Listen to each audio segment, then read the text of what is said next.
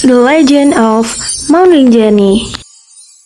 Once upon a time, not far from the port of Lembar, there was a kingdom. This kingdom was led by a wise king named Datu Tuan.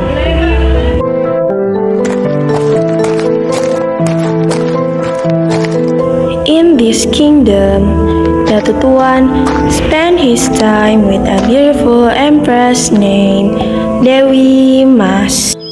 My husband, let's drink tea together while it's warm. Yes, thank you, my wife. My husband, you seem gloomy lately. If I know what is really bothering you. Oh, my wife, this is really hard for me to tell you. Just tell me, my husband. Who knows? I can reduce the burden on your mind. First of all, I apologize. My wife, as you know, we have been married for a long time, but we have held children. As I get older, we need a successor to bring this kingdom to remain prosperous. Therefore, I ask your permission so that I can marry again to have children. It's really a tough decision, but for the sake of this country, I have to be sincere with your decision as a king. Surely, you have thought this thoroughly. I have to support you. Thank you, my wife. I will still pay attention to you. My love and affection for you will not change. Yes, my husband. After getting approval from his wife, Datu Tuan got married for the second time. Datu Tuan married a daughter of Patih Aur named Sunggar Tutul. They spent day by day together. Datu Tuan's attention to Dewi Mas was decreasing gradually.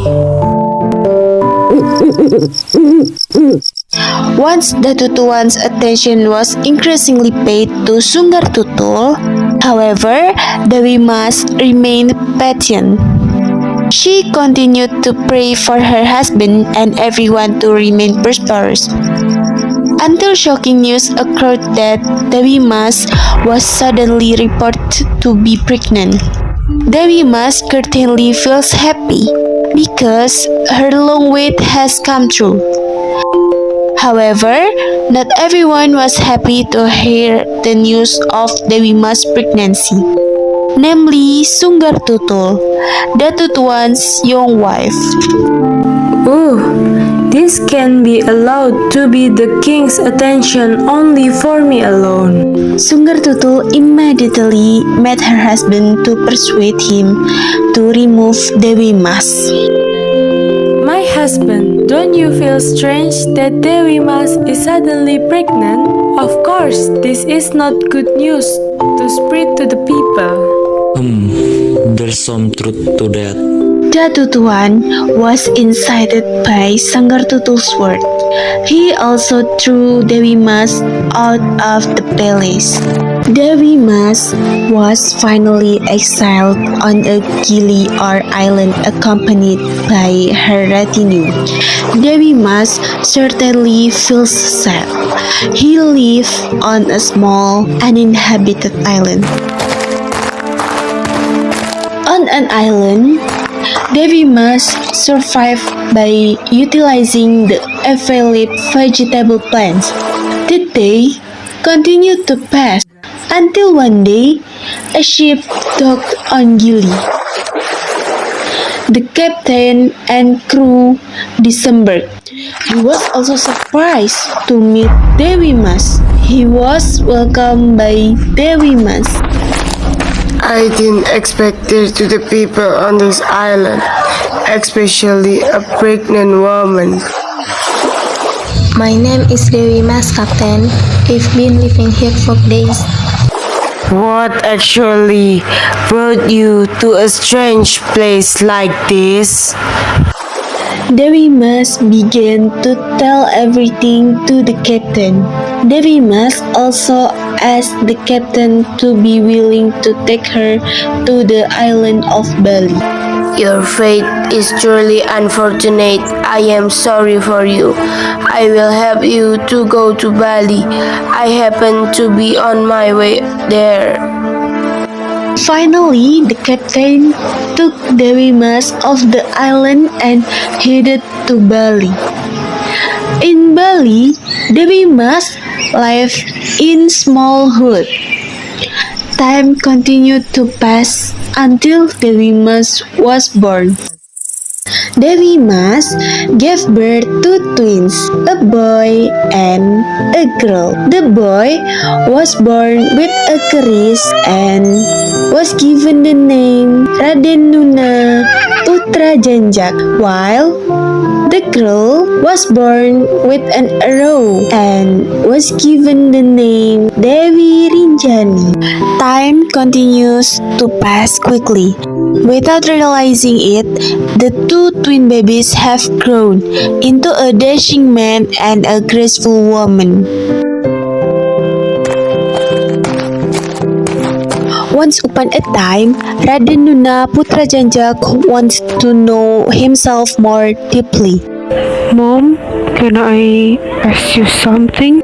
Of course, my son. What do you want to ask? Actually, who is my father? Why was Dewi Rinjani and I born without a father? Hearing that, Devi Mas was a little surprised. Devi Mas told her son the whole story. Hearing his mother's story, Raden Nuna felt both disbelief and anger. This cannot be, let mother have the right to happiness. I have to meet that. Keep calm, my son. Mother, allow me to cross to meet father. You got my permission, son.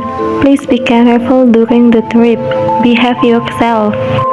Raden Nuna sailed the sea for days to meet his father, Datu Tuan.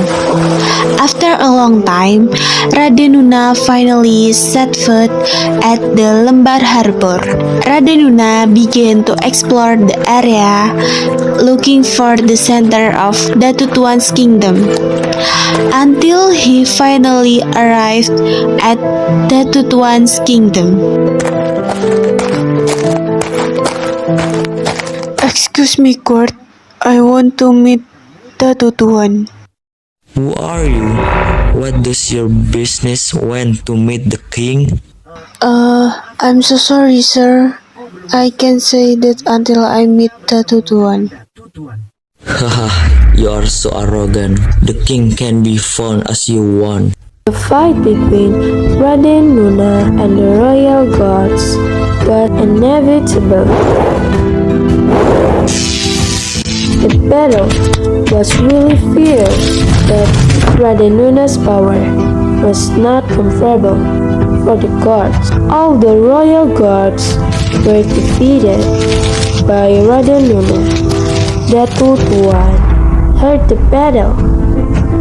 He immediately intervened to overcome the fight. However, when he was about to fight Raden Nuna, a strange incident happened. Suddenly, a voice came from the sky. Datu Tuan! Datu Tuan! Who is it? Who is there? Come out. Stop! Stop your steps! Don't fight with him. Don't fight with your own child. My child, don't you? What is your name, young man? Who is your mother? Let me introduce myself. My name is Raden Nuna Putra Janjak, the son of a mother named Dewi Mas. Oh, my son. I'm sorry your father doesn't recognize you. Where is your mother? Is he okay? He is fine, father. Finally, Datu Tuan picked up his wife, Dewi Mas, to return to the place. After returning to the royal place, Dewi Mas did not hold a grudge against Sanggar Tutul. They lived peacefully. Several years later, Raden Nuna grew older. He replaced Datutuan as king. Meanwhile, the older Datutuan seems to be getting wiser. Dewi Rinjani often accompanies her father until one day Datutuan invited his daughter to meditate in the mountain. Datutuan meditated truly and slowly, as did Dewi Rinjani, who was truly devout in prayer, asking the power to grant peace and prosperity to all the people of his kingdom. It turned out that the genies knew the solemnity of Dewi Rinjani prayer, so she was appointed queen by the genies and continued to live on the mountain.